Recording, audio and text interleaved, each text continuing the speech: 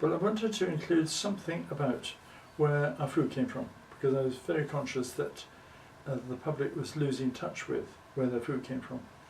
And little children were thinking that milk comes off supermarket shelves instead of the udders of animals.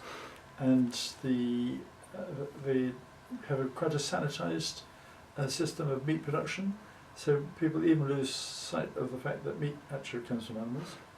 And of course we completely lose touch with where huge acres of wheat and other food crops come from.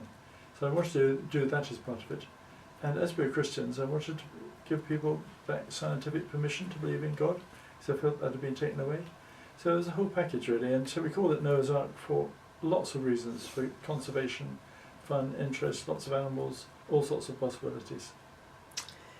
But I think the other thing that we wanted to do is to share a rather beautiful place with the public, because when we came here 53 years ago for me and 54 years ago for Anthony, we realised that it was in a very strategic position.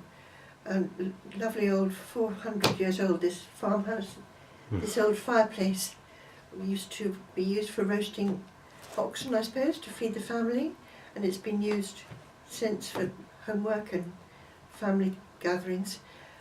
But we had an experimental time when we asked the public to come and visit just for 2 days a week to see if they would like to have a centre here, didn't we?